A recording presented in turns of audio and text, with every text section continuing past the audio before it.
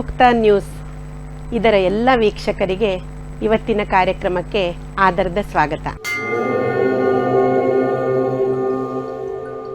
ಸನಾತನ ಸಂಸ್ಥೆಯ ವತಿಯಿಂದ ನಾನು ಸೌ ಲಕ್ಷ್ಮೀ ಪೈ ಇವತ್ತು ಗಣೇಶ ಚತುರ್ಥಿಯ ನಿಮಿತ್ತ ಈ ವಿಶೇಷ ಕಾರ್ಯಕ್ರಮಕ್ಕೆ ತಮ್ಮೆಲ್ಲರಿಗೂ ಆದರದ ಸ್ವಾಗತ ಬಯಸ್ತೇನೆ. ಬಂಧುಗಳೇ, ಹಿಂದೂಗಳ ಅನೇಕ ಹಬ್ಬಗಳಲ್ಲಿ ಗಣೇಶ ಚತುರ್ಥಿಗೆ ಒಂದು ವಿಶೇಷ ಸ್ಥಾನವಿದೆ. ಗಣಪತಿಯು ಎಲ್ಲ ಹಿಂದೂಗಳ ಮನಗಳಲ್ಲಿ ಒಂದು ವಿಶಿಷ್ಟ ಸ್ಥಾನವನ್ನು ಪ್ರಾಪ್ತ ಮಾಡಿಕೊಂಡಿದ್ದಾನೆ. ಯಾವುದೇ ಪಂಥ ಮತಕ್ಕೆ ನಾವು ಅನ್ವಯಿಸಿದ್ರೂ ಕೂಡ ಗಣೇಶನ ಒಂದು ಮೂರ್ತಿ ಅಥವಾ ಗಣೇಶನ ಒಂದು ಭಾವಚಿತ್ರ ಪ್ರತಿಯೊಬ್ಬ ಹಿಂದೂಗಳ ದೇವರ ಕೋಣೆಯಲ್ಲಿ ಇರ್ತದೆ. ಹಾಗಾದರೆ ಈ ಗಣೇಶ ಚತುರ್ಥಿಯ ದಿವಸ ವಿಶೇಷವಾಗಿ ನಾವು ಯಾಕಾಗಿ ಗಣೇಶನ ಉಪಾಸನೆಯನ್ನು ಮಾಡ್ತೇವೆ? ಇದನ್ನು ಇಷ್ಟೊಂದು ದೊಡ್ಡ ಪ್ರಮಾಣದಲ್ಲಿ ಎಲ್ಲ ಕಡೆಗಳಲ್ಲಿ, ಕೇವಲ ಭಾರತದಲ್ಲಿ ಮಾತ್ರವಲ್ಲ ವಿದೇಶಗಳಲ್ಲಿಯೂ ಕೂಡ ಗಣಪತಿಯನ್ನು ಯಾವ್ಯಾವ ರೀತಿಯಲ್ಲಿ ಹೀಗೆ ಆಚರಣೆ ಮಾಡಿ ಅವನ ಉಪಾಸನೆ ಮಾಡ್ತಾರೆ, ಇದೆಲ್ಲದರ ವೈಶಿಷ್ಟ್ಯವನ್ನು ಮಹತ್ವವನ್ನು ಇವತ್ತಿನ ಈ ವಿಶೇಷ ಕಾರ್ಯಕ್ರಮದಲ್ಲಿ ತಿಳಿದುಕೊಳ್ಳಿಕ್ಕೆ ಪ್ರಯತ್ನ ಮಾಡುವ. ಮೊದಲನೇದಾಗಿ ಭಾದ್ರಪದ ಶುಕ್ಲ ಮಾಸದ ಚತುರ್ಥಿ, ಇದನ್ನು ನಾವು ಗಣೇಶ ಚತುರ್ಥಿ ಅಂತ ಹೇಳ್ತೇವೆ. ಬಂಧುಗಳೇ, ಚಂದ್ರನ ಚಲನೆಗನುಸಾರ ಅಂದರೆ ಚಾಂದ್ರಮಾನ ಕಾಲಗಣನೆಗನುಸಾರ ನಮ್ಮ ಎಲ್ಲ ಹಬ್ಬ ಉತ್ಸವಗಳನ್ನು ನಾವು ಆಚರಣೆ ಮಾಡ್ತೇವೆ. ಚಂದ್ರನ ಚಲನೆಯ ಪ್ರಕಾರ ಹಿಂದೂಗಳಿಗೆ 12 ಮಾಸಗಳಿವೆ, ಚೈತ್ರದಿಂದ ಫಾಲ್ಗುಣದವರೆಗೆ. ಅದರಲ್ಲಿ ಚಾತುರ್ಮಾಸ ಅಂತ ಹೇಳಿ ವಿಶೇಷವಾಗಿ ದಕ್ಷಿಣಾಯನದಲ್ಲಿ ನಾವು ಆಚರಣೆ ಮಾಡ್ತೇವೆ. 4 ತಿಂಗಳ ಕಾಲ ಭಗವಂತನ ಉಪಾಸನೆಯನ್ನು ವಿಶೇಷ ರೂಪದಲ್ಲಿ ಮಾಡುವಂಥದ್ದು. ಆ ಚಾತುರ್ಮಾಸದ ಅಂತರ್ಗತ ಬರುವಂತಹ ಈ ಭಾದ್ರಪದ ಮಾಸದ ಶುಕ್ಲ ಪಕ್ಷದ ಚತುರ್ಥಿಯನ್ನು ನಾವು ಗಣೇಶ ಚತುರ್ಥಿ ಅಂತ ಆಚರಣೆ ಮಾಡ್ತೇವೆ. ಈ ಗಣೇಶ ಚತುರ್ಥಿ ಅಥವಾ ಚತುರ್ಥಿ ತಿಥಿ ಪ್ರತಿಯೊಂದು ತಿಂಗಳಲ್ಲಿ ಬರ್ತದೆ. ಶುಕ್ಲ ಪಕ್ಷದಲ್ಲಿ ಬರುವಂತಹ ಚತುರ್ಥಿಯನ್ನು ವಿನಾಯಕಿ ಅಂತ ಹೇಳ್ತೇವೆ. ಕೃಷ್ಣ ಪಕ್ಷದಲ್ಲಿ ಬರುವಂತಹ ಚತುರ್ಥಿಯನ್ನು ಸಂಕಷ್ಟಹರ ಚತುರ್ಥಿ ಅಂತ ಕರಿತೇವೆ ನಾವು. ಈಗ ಗಣಪತಿಯ ಹಬ್ಬ ಗಣೇಶೋತ್ಸವ ಅಂತ ಏನು ಆಚರಣೆ ಮಾಡ್ತೇವೆ, ಇದು ವಿನಾಯಕಿ ಚತುರ್ಥಿ ಆಗಿದೆ. ಇದಕ್ಕೆ ಏನು ಕಾರಣ ಅಂತ ಹೇಳಿದ್ರೆ, ಪೃಥ್ವಿಯ ಮೇಲೆ ಈ ದಿವಸ ಅಂದರೆ ಗಣೇಶ ಚತುರ್ಥಿಯ ದಿವಸ ಗಣಪತಿಯ ತತ್ವವು ಅನ್ಯ ದಿನಗಳಿಗಿಂತ 1000 ಪಟ್ಟು ಹೆಚ್ಚು ಕಾರ್ಯನಿರತವಾಗ್ತದೆ. ಬ್ರಹ್ಮಾಂಡದಿಂದ ಪೃಥ್ವಿಗೆ 1000 ಪಟ್ಟು ಹೆಚ್ಚು ಗಣಪತಿಯ ತತ್ವ ಬರುವುದರಿಂದ ಅನ್ಯ ದಿನಗಳಲ್ಲಿ ಯಾರು ಅವನ ಉಪಾಸನೆ ಮಾಡದಿದ್ರೂ ಕೂಡ ಈ ಗಣೇಶ ಚತುರ್ಥಿಯ ದಿವಸ ವಿಶೇಷವಾಗಿ ಅವನ ಆರಾಧನೆಯನ್ನು ಮಾಡ್ತಾರೆ. ಇದರಿಂದ ಆ 1000 ಪಟ್ಟು ಕಾರ್ಯನಿರತವಾಗಿರುವಂತಹ ಗಣೇಶ ತತ್ವದ ಲಾಭ ಎಲ್ಲ ಭಕ್ತರಿಗೂ ಆಗ್ತದೆ. ಮುಖ್ಯವಾಗಿ ಗಣಪತಿಯನ್ನು ವಿಘ್ನಹರ್ತ, ಬುದ್ಧಿದಾತ, ಅಷ್ಟದಿಕ್ಕುಗಳ ಅಧಿಪತಿ ಅಂತ ಹೇಳಿ ನಾವು ಆರಾಧನೆ ಮಾಡ್ತೇವೆ. ವಿಘ್ನಹರ್ತ ಎಂಬ ಹೆಸರು ಯಾಕೆ ಬಂತು? ವಿಘ್ನಗಳನ್ನು ನಾಶ ಮಾಡುವವನು. ಇದರರ್ಥ ಮನುಷ್ಯನಿಗೆ ಹಲವು ಪ್ರಕಾರದಲ್ಲಿ ಜೀವನದಲ್ಲಿ ತೊಂದರೆಗಳು ಬರ್ತದೆ. ಅದರಲ್ಲಿ ಮುಖ್ಯವಾಗಿ ಶಾರೀರಿಕ, ಮಾನಸಿಕ ಮತ್ತು ಆಧ್ಯಾತ್ಮಿಕ ಸಮಸ್ಯೆಗಳು. ಜೀವನದಲ್ಲಿ ಬರುವಂತಹ ಎಲ್ಲ ತೊಂದರೆಗಳನ್ನು ಅಂದರೆ ವಿಘ್ನಗಳನ್ನು ನಾಶ ಮಾಡಿ ಅವನನ್ನು ಆ ವಿದ್ಯೆ ಪ್ರಾಪ್ತಿ ಮಾಡುವ ಮಾರ್ಗದಲ್ಲಿ ಮುನ್ನಡೆಸುವವನು ಗಣಪತಿ. ನಾವೆಲ್ಲರೂ ಕೂಡ ನೋಡ್ತೇವೆ, ಮನೆಗಳಲ್ಲಿ ದೇವರ ಕೋಣೆಯಲ್ಲಿ ನಾವು ಮಧ್ಯಭಾಗದಲ್ಲಿ ಗಣಪತಿ ದೇವರ ಮಂಡನೆ ಮಾಡ್ತೇವೆ. ಮೂರ್ತಿ ಇರಬಹುದು ಅಥವಾ ಭಾವಚಿತ್ರ ಇರಬಹುದು. ಇದರ ಹಿಂದೆ ಏನು ಕಾರಣ ಇದೆ? ಇದು ಸುಮ್ಮನೆ ಮಾಡಿದ್ರಾ? ಖಂಡಿತ ಅಲ್ಲ. ಹಿಂದೂಗಳ ಪ್ರತಿಯೊಂದು ಆಚರಣೆಯ ಹಿಂದೆ ವಿಜ್ಞಾನ ಇದೆ, ಅಧ್ಯಾತ್ಮ ಇದೆ ಬಂಧುಗಳೇ. ಗಣಪತಿಯನ್ನು ದೇವರ ಕೋಣೆಯಲ್ಲಿ ನಾವು ಮಧ್ಯಭಾಗದಲ್ಲಿ ಯಾಕೆ ಮಂಡನೆ ಮಾಡ್ತೇವೆ? ಇದರ ಹಿಂದಿನ ಶಾಸ್ತ್ರ ಏನು ಅದನ್ನೀಗ ತಿಳ್ಕೊಳ್ಳುವ. ಗಣಪತಿ ತತ್ವದ ಮುಖ್ಯ ಕಾರ್ಯ ಅಂತ ಹೇಳಿದ್ರೆ, ಗಣಪತಿಯು ಮನುಷ್ಯನ ನಾದ ಭಾಷೆಯನ್ನು ಪ್ರಕಾಶ ಭಾಷೆಗೆ ರೂಪಾಂತರ ಮಾಡ್ತಾರೆ. ಇದರರ್ಥ ಏನು? ನಾವು ಮನುಷ್ಯರು ಒಬ್ಬರಿಂದ ಒಬ್ಬರಿಗೆ ಮಾತಾಡುವಾಗ, ಸಂವಹನ ಅಂದರೆ ಕಮ್ಯುನಿಕೇಟ್ ಮಾಡುವಾಗ ಭಾಷಾ ರೂಪದಲ್ಲಿ ನಾವು ಮಾತಾಡ್ತೇವೆ. ಅಂದರೆ ಸದ್ದು ಬರ್ತದೆ, ನಾದ ಬರ್ತದೆ ಒಬ್ಬರಿನ್ನೊಬ್ಬರಿಗೆ ಮಾತಾಡುವಾಗ. ಆದರೆ ದೇವತಾ ತತ್ವಗಳು ಸೂಕ್ಷ್ಮಾತಿ ಸೂಕ್ಷ್ಮ. ದೇವತೆಗಳ ಭಾಷೆ ಪ್ರಕಾಶ ಭಾಷೆ. ಹೇಗೆ ನಾವು ಒಂದು ದೇಶದಲ್ಲಿ ಒಂದು ಭಾಷೆ ಮಾತಾಡುವಾಗ ಹೊರ ದೇಶಗಳಿಗೆ ಹೋದರೆ ಅದನ್ನು ಅನುವಾದ ಮಾಡುವವರು ಬೇಕಾಗ್ತದೆ. ನಾವೀಗ ಭಾರತ ಬಿಟ್ಟು ಬೇರೆ ದೇಶಗಳಿಗೆ ಹೋದರೆ ಇಲ್ಲಿ ಮಾತಾಡುವ ಭಾಷೆ ಅಲ್ಲಿ ಯಾರಿಗೂ ಅರ್ಥ ಆಗೋದಿಲ್ಲ. ಅಲ್ಲಿ ಒಬ್ಬರು ಎರಡೂ ಭಾಷೆ ಗೊತ್ತಿರೋರು ಇರ್ತಾರೆ, ಅವರನ್ನು ದುಭಾಷಿ ಅಂತ ಹೇಳ್ತೇವೆ. ನಾವು ಮಾತಾಡುವ ಭಾಷೆಯನ್ನು ಆ ಬೇರೆ ದೇಶದ ಭಾಷೆಗೆ ಅನುವಾದ ಮಾಡಿ ಅಲ್ಲಿನ ಜನರಿಗೆ ಅವರದನ್ನು ಹೇಳ್ತಾರೆ. ಇದೇ ತತ್ವ ದೇವತೆಗಳ ಸಂದರ್ಭದಲ್ಲಿ ಮನುಷ್ಯರು ದೇವರಿಗೆ ಮಾಡಿದಂಥ ಪ್ರಾರ್ಥನೆ ಇದು ನಾದ ಭಾಷೆಯಲ್ಲಿರ್ತದೆ. ಆದರೆ ದೇವತೆಗಳು ಪ್ರಕಾಶ ಭಾಷೆಯನ್ನು ಮಾತ್ರ ಅರ್ಥ ಮಾಡಿಕೊಳ್ತಾರೆ. ಯಾಕಂದರೆ ತತ್ವಗಳು ಸೂಕ್ಷ್ಮಾತಿ ಸೂಕ್ಷ್ಮ.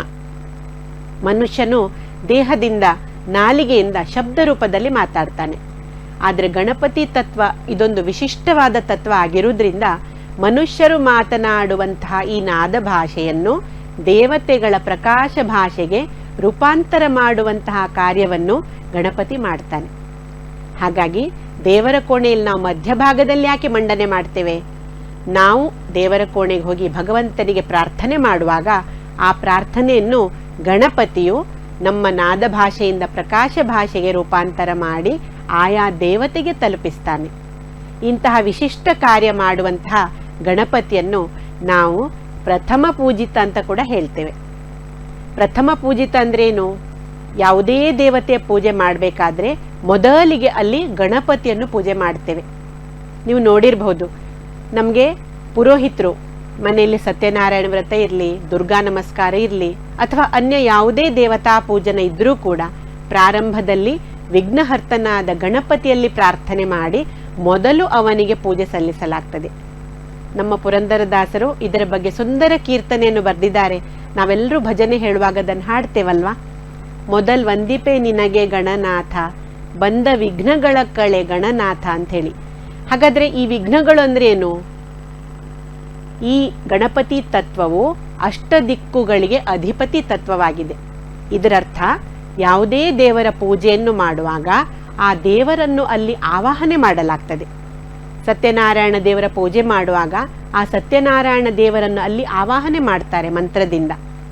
ಆದರೆ ದಿಕ್ಕುಗಳ ಸ್ವಾಮಿ ಗಣಪತಿ ಆಗಿರುವುದರಿಂದ ಮೊದಲು ಅವನನ್ನು ಪೂಜಿಸಿ ಅಷ್ಟದಿಕ್ಕುಗಳು ಅವನ ಒಂದು ಕಂಟ್ರೋಲ್ ಅಂತ ಹೇಳ್ತೇವಲ್ಲ, ಅದರಿಂದ ಮುಕ್ತ ಮಾಡಿದ್ರೆ ಅಲ್ಲಿ ಆ ವಿಶಿಷ್ಟ ದೇವತಾ ತತ್ವ ಬರಲಿಕ್ಕೆ ಸಹಾಯವಾಗ್ತದೆ. ಅದಕ್ಕಾಗಿ ಮೊದಲು ದಿಕ್ಕುಗಳ ಸ್ವಾಮಿ ಈ ಗಣಪತಿಯನ್ನು ಮೊದಲು ಪೂಜೆ ಮಾಡಿ ಆಯಾ ದೇವತೆಯನ್ನು ಅಲ್ಲಿ ಆವಾಹನೆ ಮಾಡಿದ್ರೆ ಆ ದೇವತಾ ತತ್ವ ಸುಲಭವಾಗಿ ಅಲ್ಲಿ ಬರಲಿಕ್ಕೆ ಸಾಧ್ಯ ಆಗ್ತದೆ. ಆ ದೇವತೆಯ ಕೃಪೆ ನಮ್ಮ ಮೇಲಾಗ್ತದೆ. ಇದಕ್ಕಾಗಿ ನಾವು ಗಣಪತಿಯನ್ನು ವಿಘ್ನಹರ್ತ, ಅಷ್ಟದಿಕ್ಕುಗಳ ಸ್ವಾಮಿ, ಪ್ರಥಮ ಪೂಜಿತ ಅಂತ ಹೇಳಿ ಆರಾಧನೆ ಮಾಡ್ತೇವೆ. ಇನ್ನೊಂದು ಮುಖ್ಯ ಪ್ರತಿಯೊಬ್ಬರು ನಮಗೆ ಗೊತ್ತಿರುವಂತಹ ವಿಷಯ ಏನಂದ್ರೆ, ನಾವು ಗಣಪತಿಗೆ ದೂರ್ವೆ ಪ್ರೀತಿ ಅಂತ ಹೇಳ್ತೇವೆ. ಆಡು ಭಾಷೆಯಲ್ಲಿ ಗರಿಕೆ ಅಂತ ಹೇಳ್ತೇವೆ. ನಾವು ಪ್ರತಿಯೊಬ್ಬ ಭಕ್ತನೂ ಕೂಡ ಚೌತಿಯ ದಿವಸ, ಅದು ಪ್ರತಿ ಮಾಸದಲ್ಲಿ ಬರುವಂತಹ ವಿನಾಯಕ ಚತುರ್ಥಿ ಇರ್ಬೋದು, ಅಥವಾ ಕೃಷ್ಣ ಪಕ್ಷದಲ್ಲಿ ಬರುವಂತಹ ಸಂಕಷ್ಟಹರ ಚತುರ್ಥಿ ಇರ್ಬೋದು, ಈ ಎರಡೂ ಚತುರ್ಥಿಯ ದಿನ ಭಕ್ತರು ಆ ದಿನ ಆ ಗರಿಕೆಯನ್ನು ಹುಡುಕಿಕೊಂಡು ಹೋಗಿ ಆ ದೂರ್ವೆಯನ್ನು ಗಣಪತಿಗೆ ಅರ್ಪಣೆ ಮಾಡ್ತಾರೆ. ಇದರಿಂದ ಗಣಪತಿ ಪ್ರಸನ್ನನಾಗ್ತಾನೆ ಅಂತ ನಮ್ಮ ಹಿರಿಯರು ನಮಗೆ ಹೇಳಿದ್ದಾರೆ. ಇದು ಯಾಕಾಗಿ ಅರ್ಪಣೆ ಮಾಡ್ತೇವೆ? ದೂರ್ವ ಇದು ಸಂಸ್ಕೃತ ಶಬ್ದ ಬಂಧುಗಳೇ. ಇದರ ಅರ್ಥ ಏನು? ದೂಹು ಪ್ಲಸ್ ಅವಂ, ಈ ಎರಡು ಶಬ್ದಗಳಿಂದ ದೂರ್ವ ಎಂಬ ಶಬ್ದ ಉತ್ಪನ್ನವಾಗಿದೆ. ದೂಹು ಅಂದ್ರೆ ದೂರದಲ್ಲಿರುವಂಥದ್ದು, ಅವಂ ಅಂದ್ರೆ ಸಮೀಪ ಸೆಳೆಯುವಂಥದ್ದು. ಯಾವುದನ್ನು ಸಮೀಪ ಸೆಳೀತದೆ? ಬ್ರಹ್ಮಾಂಡದಲ್ಲಿ ದೂರ ದೂರದ ತನಕ ಹರಡಿಕೊಂಡಿರುವಂತಹ ಆ ಗಣಪತಿಯ ಸೂಕ್ಷ್ಮಾತಿ ಸೂಕ್ಷ್ಮ ಕಣಗಳನ್ನು ಸಮೀಪ ಆಕರ್ಷಣೆ ಮಾಡುವ ಕಾರ್ಯವನ್ನು ಈ ಗರಿಕೆ ಅಥವಾ ದೂರ್ವೆ ಮಾಡುತ್ತದೆ. ಪ್ರತಿಯೊಂದು ದೇವತೆಯ ಉಪಾಸನೆಯಲ್ಲಿ ಹಿಂದೂ ಧರ್ಮದಲ್ಲಿ ವಿಶಿಷ್ಟ ಪತ್ರೆ, ವಿಶಿಷ್ಟ ಪುಷ್ಪಗಳನ್ನು ಉಪಯೋಗ ಮಾಡ್ಲಿಕ್ಕೆ ನಮ್ಗೆ ಹೇಳಿದ್ದಾರೆ. ಮತ್ತೆ ನಮ್ಮ ಹಿರಿಯರು ಹೇಗೆ ಹೇಳ್ತಾರೆ? ಅದು ಆ ದೇವತೆಗೆ ಪ್ರಿಯವಾದದ್ದು. ಉದಾಹರಣೆಗೆ ನಾವೀಗ ಶಿವರಾತ್ರಿ ಸಮಯದಲ್ಲಿ ಶಿವನಿಗೆ ಬಿಲ್ವಪತ್ರೆ ಪ್ರೀತಿ ಅಂತ ಹೇಳಿ ಬಿಲ್ವಪತ್ರೆನ ಅರ್ಪಣೆ ಮಾಡ್ತೇವೆ.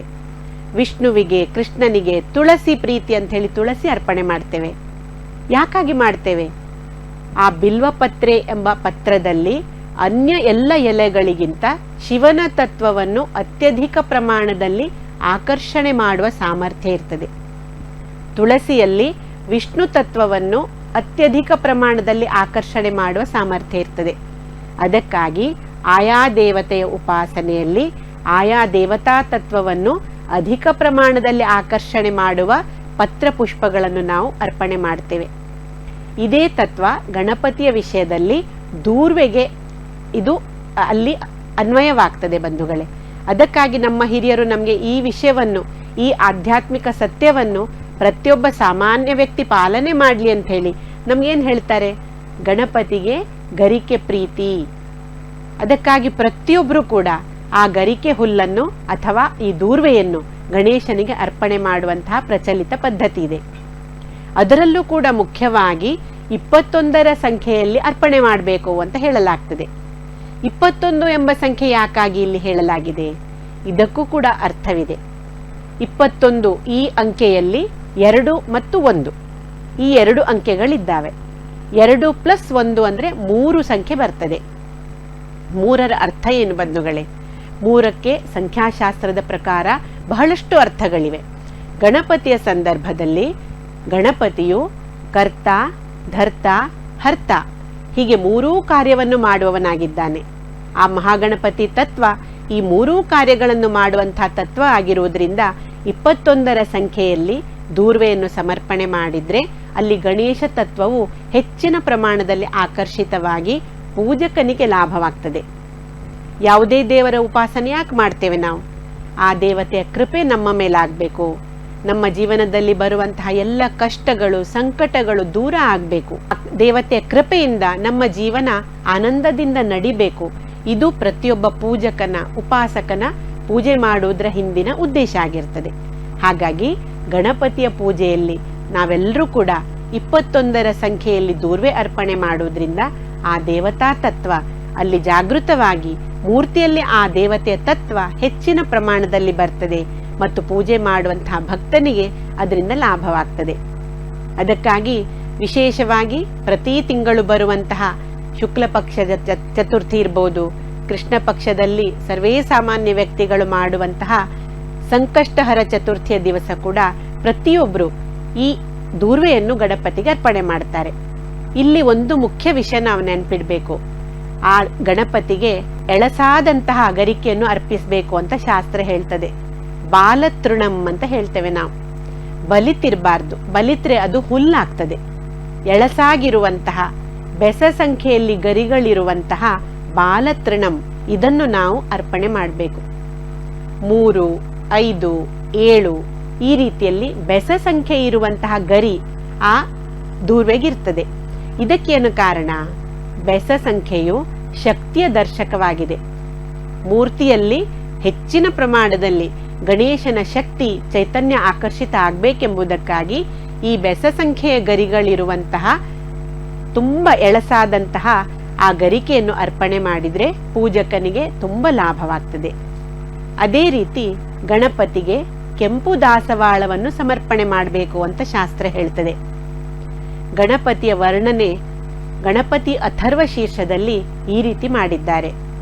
ಏಕದಂತಂ ಚತುರ್ಹಸ್ತಂ ಪಾಶಮಂಕುಶಧಾರಿಣಂ ಅಂಥೇಳಿ, ಮತ್ತು ರಕ್ತಚಂದನ ರಕ್ತಗಂಧಾನುಲಿಪ್ತಾಂಗಂ ರಕ್ತಪುಷ್ಪೈ ಸುಪೂಜಿತಂ ಅಂಥೇಳಿ. ರಕ್ತವರ್ಣ ಅಂದರೆ ಕೆಂಪು ವರ್ಣ. ಗಣಪತಿಗೆ ಕೆಂಪು ವರ್ಣದ ವಸ್ತ್ರಗಳನ್ನು ಸಮರ್ಪಣೆ ಮಾಡಬೇಕು.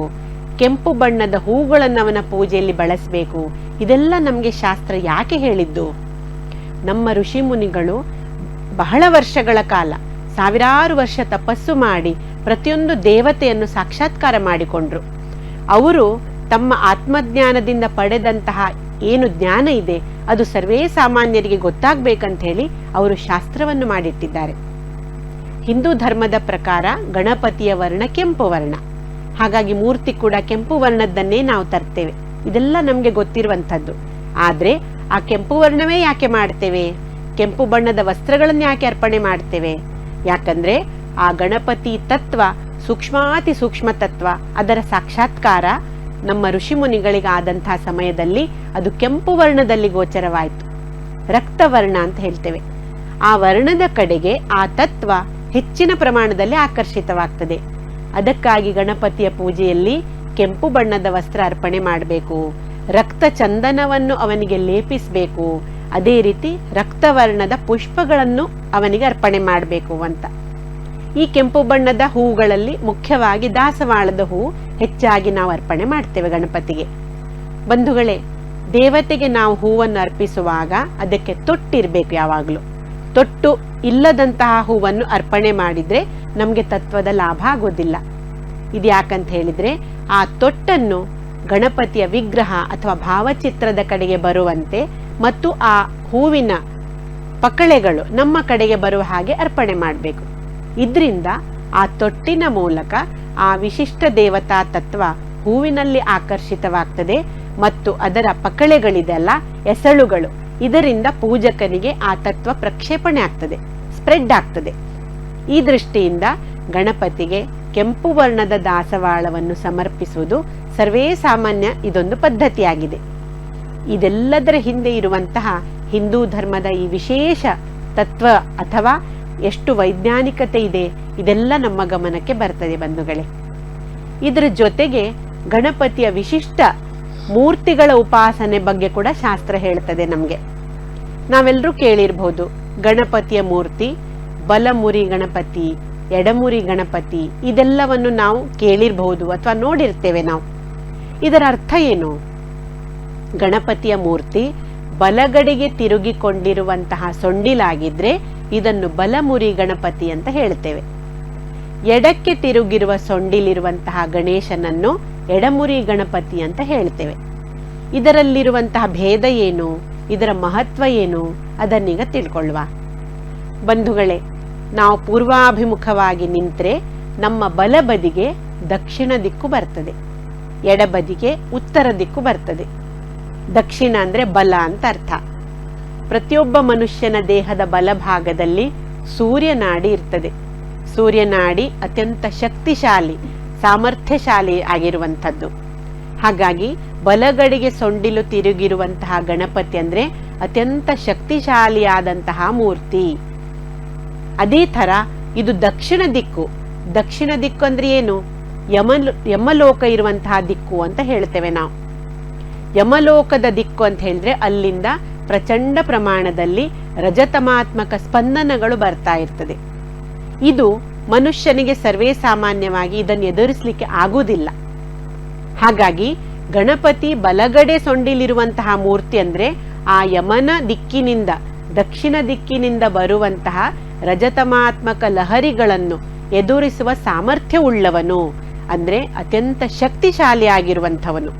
ಹಾಗಾಗಿ ಗಣಪತಿಯ ಸೊಂಡಿಲು ಬಲಕ್ಕೆ ತಿರುಗಿಕೊಂಡಿದ್ರೆ ಇದು ಅತ್ಯಂತ ಜಾಗೃತ ಮೂರ್ತಿ, ಶಕ್ತಿಶಾಲಿಯಾದಂತಹ ಮೂರ್ತಿ ಅಂತ ಹೇಳಲಾಗಿದೆ.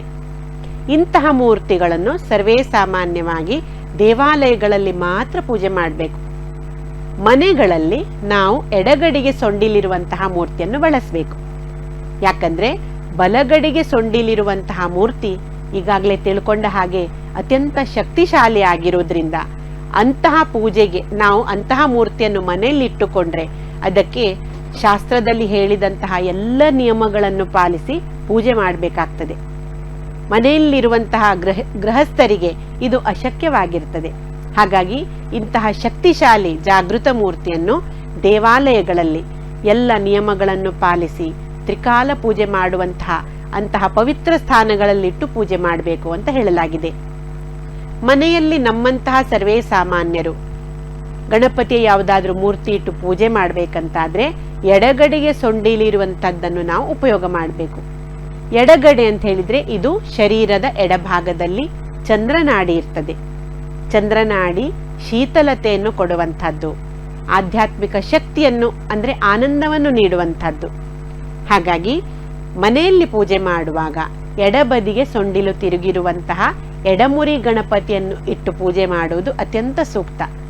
ಹಾಗಾಗಿ ಒಂದು ವೇಳೆ ನಮ್ಮ ಮನೆಯಲ್ಲಿ ನಮಗೆ ಇಂತಹ ಶಾಸ್ತ್ರ ಇತ್ಯಾದಿ ತಿಳಿಯದೆ ಈಗಾಗಲೇ ಬಲಮುರಿ ಗಣಪತಿ ಇದೆ ಅಂತಾದ್ರೆ ನಮ್ಮ ಹಿಂದೂ ಧರ್ಮದಲ್ಲಿ ಗಣೇಶ ಮೂರ್ತಿಯ ವಿಸರ್ಜನೆ ಬಗ್ಗೆ ಹೇಳಲಾಗಿದೆ. ನಾವು ಅಂತಹ ಮೂರ್ತಿಗಳನ್ನು ಜಲಮೂಲಗಳಲ್ಲಿ ಅಂದರೆ ನದಿ ಅಥವಾ ಕೆರೆ, ಬಾವಿ ಇತ್ಯಾದಿ ಕಡೆಗಳಲ್ಲಿ ಆ ಮೂರ್ತಿಯನ್ನು ವಿಸರ್ಜನೆ ಮಾಡಬಹುದು ಬಂಧುಗಳೇ. ಈ ಮೂರ್ತಿ ವಿಸರ್ಜನೆಯ ಬಗ್ಗೆ ವಿಶೇಷವಾಗಿ ನಾವು ಗಣೇಶ ಚತುರ್ಥಿಯ ಸಂದರ್ಭದಲ್ಲಿ ಇದನ್ನು ನಾವು ಕಾಳಜಿ ಮಾಡಬೇಕಾಗ್ತದೆ. ಧರ್ಮಶಾಸ್ತ್ರ ಏನು ಹೇಳಿದೆ ಅಂತ ಹೇಳಿದ್ರೆ, ಗಣಪತಿಯ ಮೂರ್ತಿಯನ್ನು ಜೇಡಿ ಮಣ್ಣಿನಿಂದ ಅಥವಾ ಆವೆ ಮಣ್ಣಿನಿಂದ ತಯಾರಿಸಿದ್ದನ್ನೇ ಪೂಜೆ ಮಾಡಬೇಕು ಅಂತ ಹೇಳಿ. ಈ ವಿಷಯ ತಿಳ್ಕೊಳ್ಳುವ ಮೊದಲು ನಾವು ಗಣಪತಿಯ ಈ ಗಣೇಶ ಚತುರ್ಥಿ ಎಂಬ ವಿಶೇಷ ಆಚರಣೆ ಸಂದರ್ಭದಲ್ಲಿ ಹೊಸ ಮೂರ್ತಿಯನ್ನು ಯಾಕೆ ತರಬೇಕು ಇದನ್ನು ನಾವು ತಿಳ್ಕೊಳ್ಬೇಕೀಗ. ಮನೆಯಲ್ಲಿ ಗಣಪತಿಯ ಪೂಜೆಗೆ ನಾವು ವರ್ಷಪೂರ್ತಿ ಪೂಜೆ ಮಾಡುವಂತಹ ವಿಗ್ರಹ ಅಥವಾ ಭಾವಚಿತ್ರ ಇದ್ರೂ ಸಹ ಗಣೇಶ ಚತುರ್ಥಿಯ ದಿವಸ ನಾವು ಹೊಸ ಮೂರ್ತಿಯನ್ನು ತರುವಂತಹ ಪದ್ಧತಿ ಇದೆ. ಇದಕ್ಕೇನು ಕಾರಣ? ಆಗ್ಲೇ ನಾವು ನೋಡಿದೆವು, ಗಣೇಶ ಚತುರ್ಥಿ ಅಥವಾ ಭಾದ್ರಪದ ಶುಕ್ಲ ಚತುರ್ಥಿಯ ದಿವಸ 1000 ಪಟ್ಟು ಹೆಚ್ಚು ಗಣೇಶನ ತತ್ವ ಬ್ರಹ್ಮಾಂಡದಲ್ಲಿ ಕಾರ್ಯನಿರತವಾಗಿರ್ತದೆ. ಅಂತಹ ತತ್ವವನ್ನು ಆ ನೂತನವಾಗಿ ತಯಾರಿಸಿದಂತಹ ಗಣಪತಿಯ ವಿಗ್ರಹದಲ್ಲಿ ಆವಾಹನೆ ಮಾಡಿ 1000 ಪಟ್ಟು ಹೆಚ್ಚು ತತ್ವದ ಲಾಭ ಪಡೆದು ಪುನಃ ಅದನ್ನು ನಾವು ವಿಸರ್ಜನೆ ಮಾಡಬೇಕಾಗ್ತದೆ.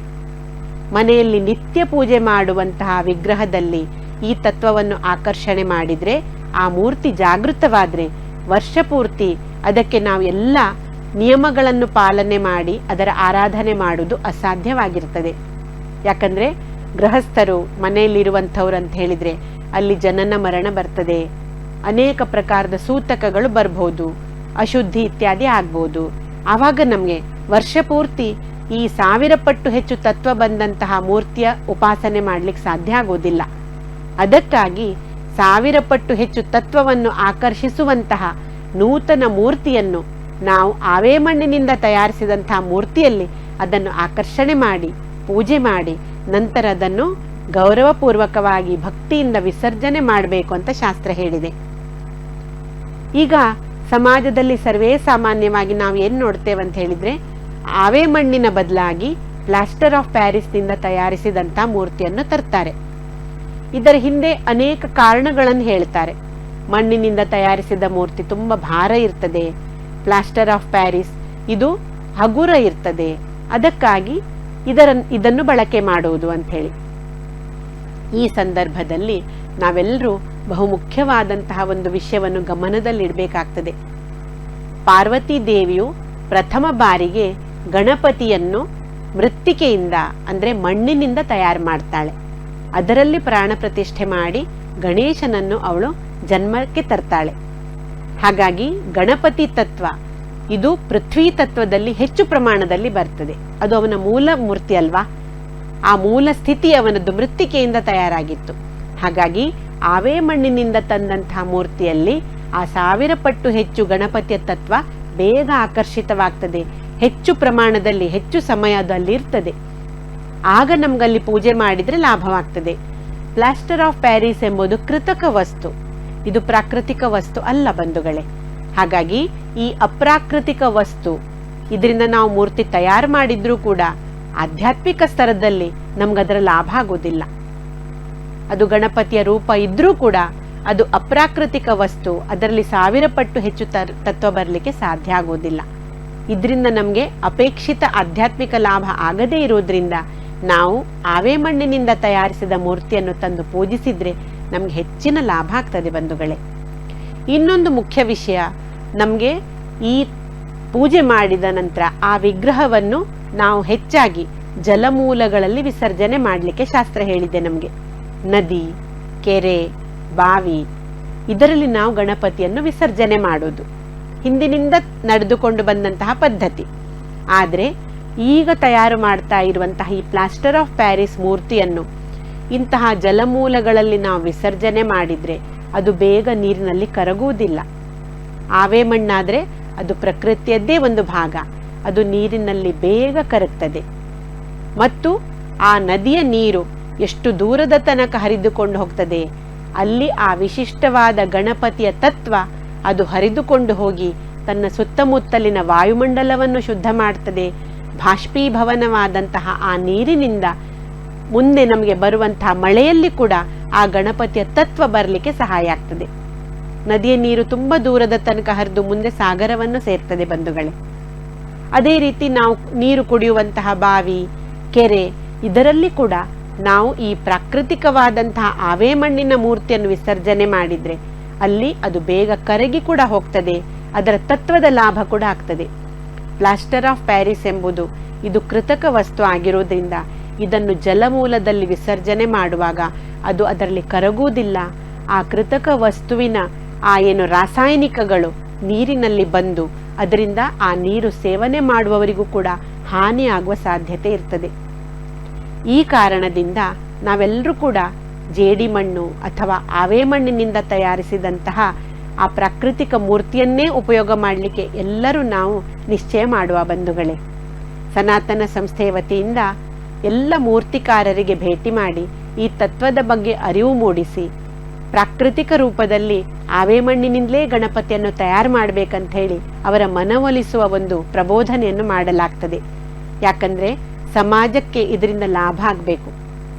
ನಾವೆಲ್ಲರೂ ಏನು ನೋಡ್ತೇವೆ, ಮಹಾರಾಷ್ಟ್ರ ಅಥವಾ ಉತ್ತರ ಕರ್ನಾಟಕದ ಭಾಗಗಳಲ್ಲಿ ಗಣೇಶ ಚತುರ್ಥಿಯನ್ನು ತುಂಬ ವ್ಯಾಪಕ ಸ್ತರದಲ್ಲಿ ದೊಡ್ಡ ಪ್ರಮಾಣದಲ್ಲಿ ಆಚರಣೆ ಮಾಡ್ತಾರೆ. ಪ್ರತಿಯೊಂದು ಮನೆಯಲ್ಲಿ ಗಲ್ಲಿ ಬೀದಿ ಬೀದಿಗಳಲ್ಲಿ ಗಣಪತಿಯ ವಿಗ್ರಹವನ್ನು ಸ್ಥಾಪನೆ ಮಾಡ್ತಾರೆ. ಆದರೆ ಇದೆಲ್ಲವೂ ಹೆಚ್ಚಿನ ಸಂಖ್ಯೆಯಲ್ಲಿ ಪ್ಲಾಸ್ಟರ್ ಆಫ್ ಪ್ಯಾರಿಸ್ನಿಂದ ತಯಾರು ಮಾಡ್ತಾರೆ ಮತ್ತು ಇದನ್ನು ವಿಸರ್ಜನೆ ಮಾಡಲಿಕ್ಕೂ ಅಲ್ಲಿ ಯೋಗ್ಯ ವ್ಯವಸ್ಥೆ ಇರುವುದಿಲ್ಲ, ಜಲಮೂಲಗಳಿರುವುದಿಲ್ಲ. ಆಗ ಏನಾಗ್ತದೆ, ಬೃಹತ್ ಪ್ರಮಾಣದಲ್ಲಿ ಮಹಾರಾಷ್ಟ್ರದಲ್ಲಿ ತಾವೆಲ್ಲರೂ ನೋಡಿರಬಹುದು, ಅಲ್ಲಿ ತುಂಬ ದೊಡ್ಡ ದೊಡ್ಡ ಮೂರ್ತಿಗಳನ್ನು ಚಿತ್ರ ವಿಚಿತ್ರ ಆಕಾರಗಳಲ್ಲಿ ಅದನ್ನು ಸ್ಥಾಪನೆ ಮಾಡ್ತಾರೆ ಮತ್ತು ಅದನ್ನು ಸಮುದ್ರದಲ್ಲಿ ವಿಸರ್ಜನೆ ಮಾಡ್ತಾರೆ. ಆದರೆ ಅದು ಪ್ಲಾಸ್ಟರ್ ಆಫ್ ಪ್ಯಾರಿಸ್ ಆಗಿರುವುದರಿಂದ ಅದು ನೀರಿನಲ್ಲಿ ಕರಗುವುದಿಲ್ಲ.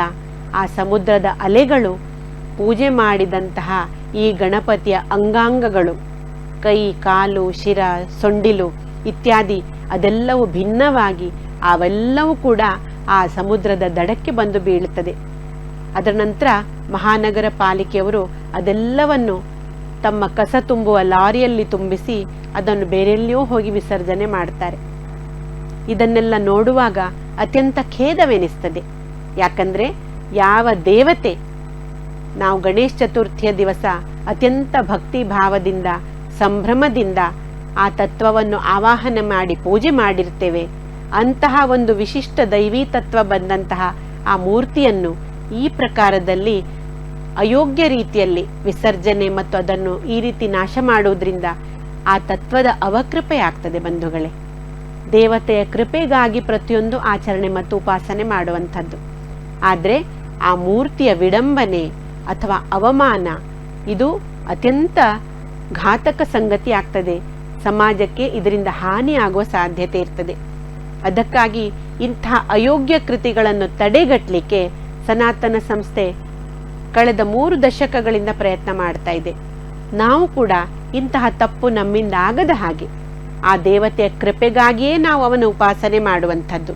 ಅದಕ್ಕಾಗಿ ಸಾಧ್ಯವಿದ್ದಷ್ಟು ನಾವೆಲ್ಲರೂ ಕೂಡ ಆವೆ ಮಣ್ಣಿನಿಂದ ತಯಾರಿಸಿದ ಮೂರ್ತಿಯನ್ನೇ ಗಣೇಶ ಚತುರ್ಥಿಯ ದಿವಸ ತಂದು ಅದನ್ನು ಯೋಗ್ಯ ರೀತಿಯಲ್ಲಿ ಧರ್ಮಶಾಸ್ತ್ರಕ್ಕನುಸಾರ ಅದರ ಪೂಜೆ ಮಾಡಿ ಗೌರವಪೂರ್ವಕವಾಗಿ ಭಕ್ತಿಯಿಂದ ಆ ಭಗವಂತನ ಮೂರ್ತಿಯನ್ನು ವಿಸರ್ಜನೆ ಮಾಡಲಿಕ್ಕೆ ನಾವೆಲ್ಲರೂ ಪ್ರಯತ್ನ ಮಾಡೋಣ. ಬಂಧುಗಳೇ, ಈಗ ಗಣೇಶನ ಮೂರ್ತಿ ಶಾಸ್ತ್ರದ ಬಗ್ಗೆ ಕೆಲವು ಮಾಹಿತಿಯನ್ನು ತಿಳ್ಕೊಳ್ಳೋಣ. ನಮಗೆಲ್ರಿಗೂ ಗೊತ್ತಿದೆ, ಗಣಪತಿಯು ಚತುರ್ಹಸ್ತ, ಏಕದಂತ, 4 ಕೈಗಳಲ್ಲಿ ವಿಶಿಷ್ಟ ವಸ್ತುಗಳನ್ನು ಅವನು ಹಿಡಿದುಕೊಂಡಿದ್ದಾನೆ. ಮುಖ್ಯವಾಗಿ ಗಣಪತಿಯ ಕೈಯಲ್ಲಿ ಮೋದಕ ಇದೆ. ಮೋದ ಎಂಬ ಶಬ್ದದ ಅರ್ಥ ಸಿಹಿ, ಆನಂದ ಅಂತ ಹೇಳಿ. ಸಿಹಿಯಾದಂಥ ಈ ಒಂದು ವಸ್ತು ಗಣಪತಿಗೆ ಅತ್ಯಂತ ಪ್ರಿಯವಾದದ್ದು ಅಂತ ಹೇಳಿ ಗಣಪತಿಗೆ ಇದರ ನೈವೇದ್ಯವನ್ನು ನಾವು ಮಾಡ್ತೇವೆ. ಮೋದಕದ ಆಕಾರ ಹೇಗಿರ್ತದೆ? ತೆಂಗಿನಕಾಯಿಯ ಹಾಗೆ. ಅಂದರೆ ಅದರ ತುದಿ ಮೇಲ್ಭಾಗದಲ್ಲಿ ಅದು ಸಣ್ಣ ತುದಿ ಇರ್ತದೆ, ಕೆಳಭಾಗದಲ್ಲಿ ಅಗಲವಾಗಿರ್ತದೆ, ಅದರ ಒಳಗೆ ಸಿಹಿಯಾದ ಹೂರಣವಿರ್ತದೆ. ಇದನ್ನು ಗಣಪತಿ ತನ್ನ ಬಲಗೈಯಲ್ಲಿ ಹಿಡಿದುಕೊಂಡಿದ್ದಾನೆ. ಮೋದಕ ಗಣಪತಿಗೆ ಪ್ರಿಯವಾದದ್ದು ಅಂತ ಹೇಳ್ತೇವೆ ಮತ್ತು ಅದು ನಮಗೆ ನೈವೇದ್ಯ ರೂಪದಲ್ಲಿ ಸ್ವೀಕಾರ ಮಾಡುವಂಥದ್ದು. ಗಣಪತಿಯು ವಿದ್ಯೆಯನ್ನು ನಮಗೆ ಸಂಪಾದನೆ ಮಾಡಿ ಜ್ಞಾನದ ಆನಂದವನ್ನು ಕೊಡುವವನು ಅಂತ ಹೇಳಿ ಅದನ್ನು ಜ್ಞಾನ ಮೋದಕ ಅಂತ ಹೇಳ್ತೇವೆ ನಾವು. ಜ್ಞಾನ ಪ್ರಾಪ್ತಿ ಮಾಡೋದ್ರಿಂದ ಮನುಷ್ಯನಿಗೆ ಆನಂದ ಸಿಗ್ತದೆ. ನಹಿ ಜ್ಞಾನೇನ ಸದೃಶಂ ಪವಿತ್ರ ಮಿಹ ವಿದ್ಯತೆ ಅಂತ ಶಾಸ್ತ್ರವಾಕ್ಯ ಇದೆ. ಜ್ಞಾನಕ್ಕಿಂತ ಮಿಗಿಲಾದದ್ದು, ಜ್ಞಾನದಷ್ಟು ಆನಂದಕರವಾದದ್ದು ಬೇರೆ ಯಾವುದೂ ಇಲ್ಲ, ಅದಕ್ಕೆ ಯಾವುದೂ ಸಮಾನವಲ್ಲ ಅಂತ ಹೇಳಿ. ಅಂತಹ ಜ್ಞಾನವನ್ನು ಗಣಪತಿ ನಮಗೆ ಕೊಡ್ತಾನೆ, ಬುದ್ಧಿಯನ್ನು ಕೊಡ್ತಾನೆ. ಅದೇ ರೀತಿ ಗಣಪತಿಯ ಕೈಯಲ್ಲಿ ಪಾಶ ಇದೆ, ಅಂಕುಶ ಇದೆ. ಅಂಕುಶ ಅಂದ್ರೇನು? ಚಂಚಲವಾದಂತಹ ಮನಸ್ಸನ್ನು ತನ್ನ ಅಂಕುಶದಿಂದ ನಿಯಂತ್ರಣದಲ್ಲಿಟ್ಟುಕೊಳ್ಳುವವನು. ನಮಗೆ ವಿದ್ಯೆ ಸಂಪಾದನೆ ಮಾಡಬೇಕಂತಾದ್ರೆ ಮನಸ್ಸಿನ ಏಕಾಗ್ರತೆ ಬೇಕಾಗ್ತದೆ. ಆದರೆ ಮನುಷ್ಯನ ಮನಸ್ಸು ಯಾವಾಗಲೂ ಚಂಚಲ, ಆಚೆ ಈಚೆ ಓಡ್ತಾ ಇರ್ತದೆ. ಅಂತಹ ಮನಸ್ಸಿನ ಮೇಲೆ ತನ್ನ ಅಂಕುಶದಿಂದ ಅವನು ಹಿಡಿತ ಸಾಧಿಸಿ ಅದಕ್ಕೆ ವಿದ್ಯೆ ಸಂಪಾದನೆಯ ಮಾರ್ಗದಲ್ಲಿ ಕರ್ಕೊಂಡು ಹೋಗುವವನು. ಅದಕ್ಕಾಗಿ ಅವನ ಕೈಯಲ್ಲಿ ಅಂಕುಶ ಇದೆ. ಪಾಶ, ಪಾಶ ಅಂದರೆ ನಮಗೆ ವಿದ್ಯೆ ಜ್ಞಾನ ಸಂಪಾದನೆಯಲ್ಲಿ ಬರುವಂತಹ ತೊಂದರೆಗಳು, ಕೆಟ್ಟ ಶಕ್ತಿಯ ತೊಂದರೆ ಇರ್ಬೋದು, ವಿವಿಧ ಪ್ರಕಾರದ ಅಡಚಣೆಗಳಿರ್ಬೋದು, ಅದನ್ನು ತನ್ನ ಪಾಶದಿಂದ ಬಂಧಿಸಿ ದೂರ ಮಾಡುವಂಥವನು. ವಿಶಿಷ್ಟವಾಗಿ ಈ ಮೂರ್ತಿಯ ರಚನೆ ಪ್ರತಿಯೊಂದು ದೇವತೆಯ ಕಾರ್ಯಕ್ಕನುಗುಣವಾಗಿ ಆಯಾ ದೇವತೆಯ ಮೂರ್ತಿಯನ್ನು ತಯಾರಿಸಲಾಗಿದೆ. ಗಣಪತಿಯ ಈ ವಿಶೇಷ ಪಾಶ, ಅಂಕುಶ ಮತ್ತು ಮೋದಕ. ಮತ್ತೊಂದು ಗಣಪತಿಯ ರೂಪದಲ್ಲಿ ಅವನ ದೊಡ್ಡ ಹೊಟ್ಟೆ, ಅದಕ್ಕೆ ಸುತ್ತಿಕೊಂಡಿರುವಂತಹ ನಾಗ, ಆ ನಾಗದ ಹೆಡೆ ಕೂಡ ಬಿಚ್ಚಿಕೊಂಡಿರ್ತದೆ. ಹಳದಿ ಬಣ್ಣದ ನಾಗವನ್ನು ಹೊಟ್ಟೆಗೆ ಸುತ್ತಿಕೊಂಡಿರುವಂತಹ ಲಂಬೋದರ ಗಣಪತಿಯನ್ನು ನಾವು ದರ್ಶನ ಮಾಡ್ತೇವೆ. ಈ ನಾಗದ ಅರ್ಥವೇನು?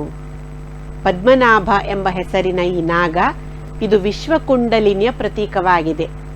ಕುಂಡಲಿನಿ ಶಕ್ತಿ ಅಂದರೆ ಆಧ್ಯಾತ್ಮಿಕ ಶಕ್ತಿ. ಇದು ಮನುಷ್ಯನ ದೇಹದಲ್ಲಿಯೂ ಇರ್ತದೆ, ಬ್ರಹ್ಮಾಂಡದಲ್ಲಿರ್ತದೆ. ಬ್ರಹ್ಮಾಂಡವನ್ನು ಧಾರಣೆ ಮಾಡಿದಂತಹ ಆ ವಿಶ್ವಕುಂಡಲಿನಿಯ ಪ್ರತೀಕವಾಗಿ ಗಣಪತಿಯ ಹೊಟ್ಟೆಯನ್ನು ಸುತ್ತಿಕೊಂಡಿರುವಂತಹ ಈ ನಾಗ ಅದನ್ನು ದರ್ಶಿಸ್ತದೆ ಬಂಧುಗಳೇ. ಅದು ಹೆಡೆ ಬಿಚ್ಚಿಕೊಂಡಿರುವಂತಹ ನಾಗ.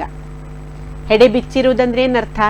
ಜಾಗೃತ ಕುಂಡಲಿನಿ, ಆ ಆಧ್ಯಾತ್ಮಿಕ ಶಕ್ತಿ ನಿರಂತರ ಜಾಗೃತವಾಗಿರುವವನು ಮಹಾಗಣಪತಿ. ಅವನ ಹೊಟ್ಟೆ ಯಾಕೆ ಅಷ್ಟು ದೊಡ್ಡದಿದೆ? ಇಡೀ ಬ್ರಹ್ಮಾಂಡವನ್ನು ತಾನು ಧಾರಣೆ ಮಾಡಿಕೊಂಡಿದ್ದಾನೆ. ಆಕಾಶ ತತ್ವಾಭಿಮಾನಿ, ಲಂಬೋದರ ಅಂತ ಹೆಸರಿದೆ. ಲಂಬ ಉದರಹ, ದೊಡ್ಡ ಹೊಟ್ಟೆಯುಳ್ಳವನು ಅಂತ. ವಾಸ್ತವದಲ್ಲಿ ಇದು ನಮ್ಮ ಮನುಷ್ಯ ದೇಹದ ಹಾಗೆ ದೊಡ್ಡ ಹೊಟ್ಟೆ ಅಂತ ನಾವು ಭಾವಿಸದೆ ಅದರ ಭಾವಾರ್ಥವನ್ನು ತಿಳ್ಕೊಳ್ಬೇಕು. ಇಡೀ ಬ್ರಹ್ಮಾಂಡದ ಎಲ್ಲವನ್ನು ತಾನು ಧಾರಣೆ ಮಾಡಿದ್ದಾನೆ ಎಂಬುದಕ್ಕಾಗಿ ಲಂಬೋದರ ಅಂತ ಹೇಳುವುದವನನ್ನು. ಪ್ರಾಣಶಕ್ತಿಯನ್ನು ಕೊಡುವಂತಹವನು ಮಹಾಗಣಪತಿ. ಮನುಷ್ಯನ ದೇಹ ಯೋಗ್ಯ ರೀತಿಯಲ್ಲಿ ನಡಿಲಿಕ್ಕೆ ನಮ್ಮ ಶರೀರದಲ್ಲಿ ವಿಶಿಷ್ಟ ಪ್ರಾಣಶಕ್ತಿ ಇರ್ತದೆ. ಆ ಶಕ್ತಿಯನ್ನು ಪ್ರದಾನಿಸುವವನು ಗಣಪತಿ. ಅದಕ್ಕಾಗಿ ನಮ್ಮಲ್ಲಿ ಪ್ರಾಣಶಕ್ತಿ ಕಡಿಮೆ ಆದರೆ ಗಣಪತಿಯ ನಾಮಜಪ ಮಾಡಬೇಕು ಅಂತ ಧರ್ಮಶಾಸ್ತ್ರ ಹೇಳುತ್ತದೆ. ಓಂ ಗಂ ಗಣಪತಯೇ ನಮಃ ಈ ಜಪ ಮಾಡೋದ್ರಿಂದ ನಮಗೆ ಯಾವಾಗಲಾದರೂ ಪ್ರಾಣಶಕ್ತಿಯ ಕೊರತೆ, ವೀಕ್ನೆಸ್ ಅಂತ ಹೇಳ್ತೇವೆ, ಏನೂ ಮಾಡಲಿಕ್ಕೆ ಉತ್ಸಾಹ ಇರೋದಿಲ್ಲ. ಅಂಥ ಸಮಯದಲ್ಲಿ ಗಣಪತಿಯ ಈ ನಾಮಜಪವನ್ನು ಮಾಡುವುದರಿಂದ ನಮ್ಮ ಪ್ರಾಣಶಕ್ತಿಯಲ್ಲಿ ವೃದ್ಧಿ ಆಗ್ತದೆ. ಅದೇ ರೀತಿ ಗಣಪತಿಯ ವಾಹನ ಇಲಿ ಅಂತ ಹೇಳ್ತೇವೆ, ಮೂಷಕ ವಾಹನ ಅಂತ ಹೇಳ್ತೇವೆ ನಾವು. ಇದರ ಅರ್ಥ ಏನು? ಸ್ಥೂಲದಿಂದ ನಾವು ನೋಡುವಾಗ ನಮ್ಗನಿಸ್ತದೆ, ಇಷ್ಟು ಸಣ್ಣ ಇಲಿಯ ಮೇಲೆ ಇಷ್ಟು ದೊಡ್ಡ ದೇಹದ ಗಣಪತಿ ಹೇಗೆ ಕುತ್ಕೊಳ್ತಾನೆ ಅಂತ ಹೇಳಿ. ಇದು ಕೇವಲ ಸ್ಥೂಲದಿಂದ ನಾವು ನೋಡುವಂತಹ ವಿಷಯವಾಗಿದೆ. ಸೂಕ್ಷ್ಮದಲ್ಲಿ ಇದರ ಅರ್ಥ ಏನು ಬಂಧುಗಳೇ? ಇಲಿ ಎಂಬುದು ರಜೋಗುಣದ ಪ್ರತೀಕ. ರಜೋಗುಣ ಅಂದರೆ ಅತ್ಯಂತ ಚಂಚಲ. ತಾವು ಇಲಿಯನ್ನು ಗಮನಿಸಿದ್ರೆ ಏನು ನಮಗೆ ಗೊತ್ತಾಗ್ತದೆ? ಒಂದು ಕ್ಷಣ ಕೂಡ ಅದು ನಿಂತಲ್ಲಿ ನಿಲ್ಲುವುದಿಲ್ಲ. ಅತ್ಯಂತ ಚಂಚಲವಾದಂತಹ ಪ್ರಾಣಿ. ಹಾಗಾದ್ರೆ ರಜೋಗುಣವನ್ನು ಇಲಿಗೆ ಹೋಲಿಕೆ ಮಾಡಲಾಗಿದೆ. ರಜೋಗುಣವನ್ನು ನಿಯಂತ್ರಣದಲ್ಲಿಡುವವನು. ವಾಹನ ಅಂದ್ರೆ ಏನು? ಅದನ್ನು ನಿಯಂತ್ರಣ ಮಾಡುವವನಿಗೆ ಅದನ್ನು ಅವನು ವಾಹನ ಮಾಡಿಕೊಂಡಿದ್ದಾನೆ ಅಂತ ಹೇಳುವುದು ನಾವು. ಮೂಷಕ ವಾಹನ ಅಂದ್ರೆ ರಜೋಗುಣವನ್ನು ತನ್ನ ನಿಯಂತ್ರಣದಲ್ಲಿಟ್ಟು ಮನುಷ್ಯನನ್ನು ಜ್ಞಾನದ ಕಡೆಗೆ ಏಕಾಗ್ರತೆಯಿಂದ ಮುನ್ನಡೆಸಲಿಕ್ಕೆ ಬುದ್ಧಿಯನ್ನು ಕೊಡುವಂತಹ ದೇವತೆ ಅಂತ ಹೇಳಿ. ಹಾಗಾಗಿ ಇಲಿಯ ಮೇಲೆ ಗಣಪತಿ ಕುತ್ಕೊಳ್ತಾನೆ ಎಂಬುದರ ಅರ್ಥ ಆ ರಜೋಗುಣವನ್ನು ಸವಾರಿ ಮಾಡ್ತಾನೆ, ಅದನ್ನು ತನ್ನ ನಿಯಂತ್ರಣದಲ್ಲಿಟ್ಟುಕೊಳ್ತಾನೆ. ಅದಕ್ಕಾಗಿ ನಾವೆಲ್ಲರೂ ಕೂಡ ವಿದ್ಯೆ ಜ್ಞಾನ ಸಂಪಾದನೆ ಮಾಡಬೇಕಾದ್ರೆ ಗಣಪತಿಯನ್ನು ನಾವು ಪೂಜಿಸಿ ಪ್ರಾರ್ಥಿಸಿ ಮೊದಲು ಅವನ ಉಪಾಸನೆ ಮಾಡಿ ನಂತರ ವಿದ್ಯೆಯನ್ನು ಪ್ರಾಪ್ತ ಮಾಡಿಕೊಳ್ಳುವಂಥದ್ದು ಅಂತ ಶಾಸ್ತ್ರ ನಮಗೆ ಸ್ಪಷ್ಟವಾಗಿ ಹೇಳ್ತದೆ. ಈ ರೀತಿಯಲ್ಲಿ ನಾವೆಲ್ಲರೂ ಕೂಡ ಈ ಒಂದು ಮೂರ್ತಿ ಶಾಸ್ತ್ರದ ನಿಜವಾದ ಭಾವಾರ್ಥ, ಆಧ್ಯಾತ್ಮಿಕ ಅರ್ಥವನ್ನು ತಿಳ್ಕೊಂಡ್ರೆ ನಮಗೆ ಆ ದೇವತೆಯ ಉಪಾಸನೆಯನ್ನು ಭಾವದಿಂದ ಮಾಡಲಿಕ್ಕೆ ಸಹಾಯವಾಗ್ತದೆ. ಗಣಪತಿಯ ಪೂಜೆ ಮಾಡುವಾಗ ಭಾದ್ರಪದ ಶುಕ್ಲ ಚತುರ್ಥಿಯಿಂದ ಚತುರ್ದಶಿಯ ತನಕ ಅನಂತ ಚತುರ್ದಶಿ ಅಂತ ಹೇಳ್ತೇವೆ. ಈ 10 ದಿನಗಳ ಕಾಲ ಗಣೇಶನ ತತ್ವ ಪೃಥ್ವಿಯ ಮೇಲೆ ಅನ್ಯ ದಿನಗಳಿಗಿಂತ ಜಾಸ್ತಿ ಇರ್ತದೆ. ಆದರೆ ಚತುರ್ಥಿಯ ದಿವಸ ಅದು 1000 ಪಟ್ಟು ಹೆಚ್ಚು ಕಾರ್ಯನಿರತವಾಗಿರ್ತದೆ. ಸುಮಾರು 1.5 ದಿನಗಳ ಕಾಲ ಈ ತತ್ವ ಕಾರ್ಯನಿರತವಾಗಿರ್ತದೆ. ಅದಕ್ಕಾಗಿ ಸರ್ವೇ ಸಾಮಾನ್ಯವಾಗಿ 1.5 ದಿನಗಳ ಕಾಲ ಗಣಪತಿಯ ಆ ವಿಶೇಷವಾದ ನೂತನ ಮೂರ್ತಿಯ ಪೂಜೆಯನ್ನು ಮಾಡುವುದು ಅತ್ಯಂತ ಸೂಕ್ತ. ಅವರವರ ಅನುಕೂಲಕ್ಕನುಗುಣವಾಗಿ 3 ದಿನ, 5 ದಿನ ಅಥವಾ 10 ದಿನ ಈ ರೀತಿ ಪೂಜೆ ಮಾಡ್ತಾರೆ. ಈ ಕಾಲಾವಧಿಯಲ್ಲಿ ಅನ್ಯ ಸಮಯದಲ್ಲಿ ಇರುವುದಕ್ಕಿಂತ ಹೆಚ್ಚಿನ ಗಣಪತಿಯ ತತ್ವ ಜಾಗೃತ ಇರುವುದರಿಂದ ಪ್ರತಿಯೊಬ್ಬ ಪೂಜಕರಿಗೂ ಇದರಿಂದ ಲಾಭ ಆಗ್ತದೆ. ಪ್ರಾರಂಭದಲ್ಲಿ ಗಣೇಶ ಚತುರ್ಥಿ ಎಂಬುದು ವೈಯಕ್ತಿಕ ಸ್ತರದಲ್ಲಿ ಕುಟುಂಬಗಳಲ್ಲಿ ಒಂದು ವ್ರತಾಚರಣೆಯ ರೂಪದಲ್ಲಿ ಮಾಡಲಾಗ್ತಿತ್ತು. ಆದರೆ ಯಾವಾಗ ಬ್ರಿಟಿಷರಿಂದ ಭಾರತ ದೇಶಕ್ಕೆ ಸ್ವಾತಂತ್ರ್ಯ ಪಡೆಯಬೇಕು ಅಂಥೇಳಿ ಎಲ್ಲ ರಾಷ್ಟ್ರಭಕ್ತರು ವಿಚಾರ ಮಾಡ್ತಾ ಇದ್ದಂಥ ಸಂದರ್ಭದಲ್ಲಿ ಲೋಕಮಾನ್ಯ ತಿಲಕರು ಈ ಒಂದು ಗಣೇಶೋತ್ಸವದ ಮಾಧ್ಯಮದಿಂದ ಸಮಸ್ತ ಭಾರತೀಯರನ್ನು, ಹಿಂದೂ ಸಮಾಜವನ್ನು ಸಂಘಟಿತರನ್ನಾಗಿ ಮಾಡಿ ಅವರಲ್ಲಿ ರಾಷ್ಟ್ರಭಕ್ತಿ, ಧರ್ಮಭಕ್ತಿ ಜಾಗೃತ ಮಾಡಬೇಕೆಂಬುದಕ್ಕಾಗಿ ಕೌಟುಂಬಿಕ ಸ್ತರದಲ್ಲಿ ಆಚರಿಸಲ್ಪಡ್ತಾ ಇದ್ದಂತಹ ಈ ವ್ರತವನ್ನು ಒಂದು ಹಬ್ಬದ ರೂಪ, ಸಾರ್ವಜನಿಕ ಗಣೇಶೋತ್ಸವದ ರೂಪ ಕೊಟ್ಟು ಪ್ರಥಮ ಬಾರಿಗೆ ಮಹಾರಾಷ್ಟ್ರದ ಪುಣೆಯಲ್ಲಿ ಸಾರ್ವಜನಿಕ ರೂಪದಲ್ಲಿ ಗಣೇಶ ಚತುರ್ಥಿಯನ್ನು ಆಚರಣೆ ಪ್ರಾರಂಭಿಸಲಾಯಿತು.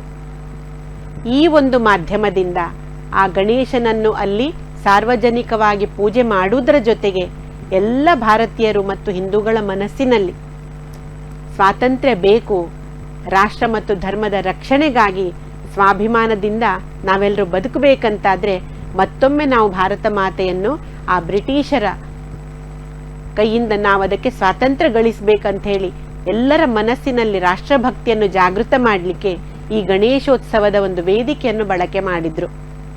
ಅದರ ನಂತರ ನಮಗೆಲ್ರಿಗೂ ಗೊತ್ತಿದೆ ನಮ್ಮ ಇತಿಹಾಸ.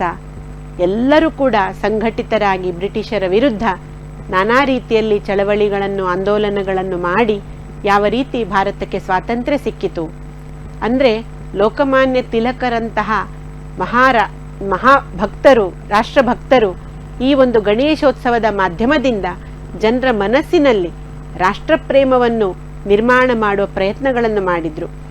ಇವತ್ತು ಈ ಉದ್ದೇಶವೇ ಒಂದು ಲುಪ್ತವಾಗಿರೋ ಹಾಗೆ ಕಾಣ್ತದೆ. ಸ್ಪರ್ಧೆಗೋಸ್ಕರ ಗಣೇಶೋತ್ಸವವನ್ನು ಆಚರಣೆ ಮಾಡುವಂಥದ್ದು ನಾವು ನೋಡ್ತಾ ಇದ್ದೇವೆ ಬಂಧುಗಳೇ. ಯಾವ ಉದ್ದೇಶದಿಂದ ಲೋಕಮಾನ್ಯ ತಿಲಕರು ಇದನ್ನು ಸಾರ್ವಜನಿಕ ಗಣೇಶೋತ್ಸವನ್ನಾಗಿ ಮಾಡಿದ್ರು ಇವತ್ತು ಕೂಡ ಅದು ಅನ್ವಯಿಸ್ತದೆ. ನಾವೆಲ್ಲರೂ ಇವತ್ತು ಸಂಘಟಿತರಾಗಿ ರಾಷ್ಟ್ರ ವಿರೋಧಿ ಶಕ್ತಿಗಳನ್ನು ಎದುರಿಸಬೇಕಾಗಿದೆ. ರಾಷ್ಟ್ರ ಮತ್ತು ಧರ್ಮದ ಮೇಲೆ ಆಗ್ತಾ ಇರುವಂತಹ ಆಘಾತಗಳನ್ನು ತಡೆಗಟ್ಟಬೇಕಾಗಿದೆ. ಜಾಗೃತ ಸಮಾಜ ನಿರ್ಮಾಣ ಮಾಡಬೇಕಾಗಿದೆ.